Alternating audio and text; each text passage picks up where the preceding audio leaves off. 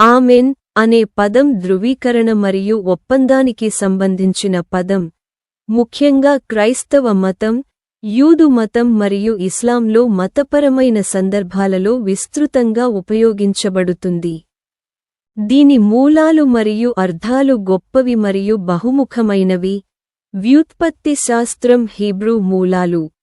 Amen అనేది Amman అనే Hebrew పదం నుండి వచ్చింది. ఇది అమన్ అనే మూలం నుండి ఉద్భవించింది. దీని అర్థం దృఢంగా, నమ్మదగినదిగా లేదా నమ్మదగినదిగా ఉండటం. ఇది నిశ్చయత, సత్యం లేదా విశ్వాసాన్ని తెలియజేస్తుంది.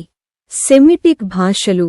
ఈ పదం అరామిక్ మరియు అరబిక్ వంటి ఇతర సెమిటిక్ భాషలలో ఇలాంటి అర్థాలతో కనిపిస్తుంది. అరబిక్లో అమీన్ అనేది ఇస్లామిక్ ప్రార్థనలలో ప్రార్థనలను ధృవీకరించడానికి ఉపయోగించబడుతుంది. మతపరమైన సందర్భాలు. జుడాయిజం. ఆమెన్ అనేది ఒక ఆశీర్వాదం, ప్రార్థన లేదా ప్రకటన యొక్క సత్యాన్ని ధృవీకరించడానికి ఉపయోగించబడుతుంది, తరచుగా సామూహిక ఆరాధనలో.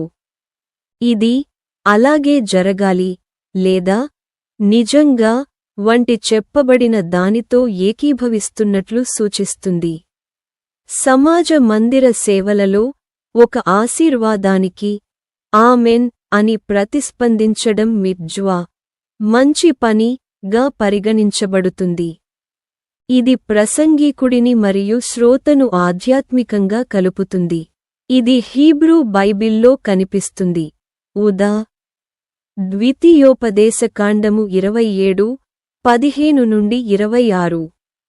ఇక్కడ ఇశ్రాయేలీయులు ఒడంబడిక శాపాలు లేదా ఆశీర్వాదాలను ధృవీకరించడానికి ఆమెన్ అని చెబుతారు. క్రైస్తవ మతం.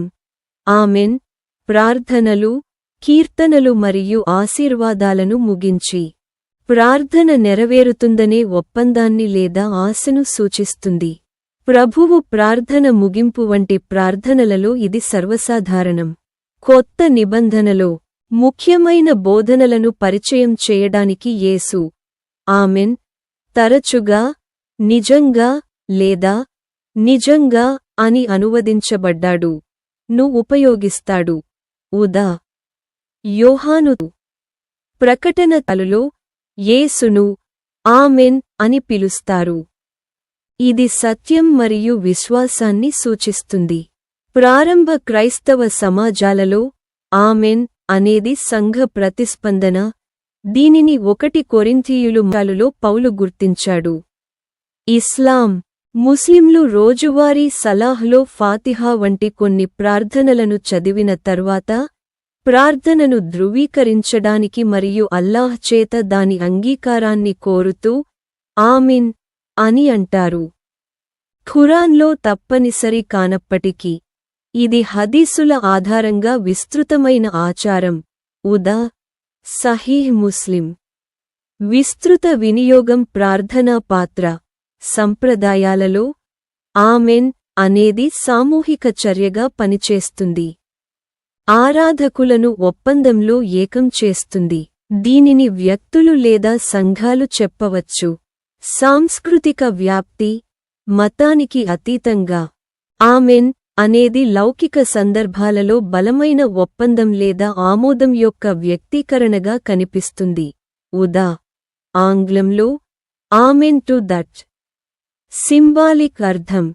ఇది దైవిక సంకల్పం, సత్యం లేదా ఒక ప్రకటన యొక్క విశ్వసనీయతపై నమ్మకాన్ని సూచిస్తుంది. వైవిధ్యాలు మరియు ఉచ్చారణ సంప్రదాయాన్ని లేదా ప్రాంతాన్ని బట్టి ఆంగ్లంలో ఆమెన్ లేదా ఆమెన్ అని ఉచ్చరిస్తారు. హిబ్రూలో ఇది ఆమెన్. అరబిక్లో ఆమీన్. రెట్టింపు చేయబడిన ఆమెన్. ఉదాహరణకు, కొన్ని క్రైస్తవ ప్రార్థనలలో గంభీరతను నొక్కి చెబుతుంది. ఆసక్తికరమైన గమనికలు. పురాతన యూదు సంప్రదాయంలో ఆమెన్ అని తప్పుగా చెప్పడం, ఉదాహరణకు, చాలా తొందరపాటు నిరుత్సాహపరచబడింది ఎందుకంటే ఇది తీవ్రమైన ధృవీకరణ. కొన్ని క్రైస్తవ వర్గాలలో ఆమెన్ అనేది వంగి లేదా చేతులు పైకెత్తడం వంటి సంజ్ఞలతో జతచేయబడుతుంది. అబ్రహమిక్ విశ్వాసాలలో ఈ పదం యొక్క సార్వత్రిక ఉపయోగం ఉమ్మడి భాష మరియు ఆధ్యాత్మిక వారసత్వాన్ని హైలైట్ చేస్తుంది.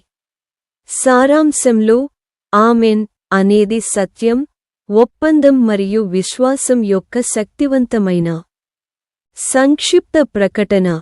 ఇది వేల సంవత్సరాలుగా భాషలు, సంస్కృతులు మరియు మతాలను కలుపుతుంది.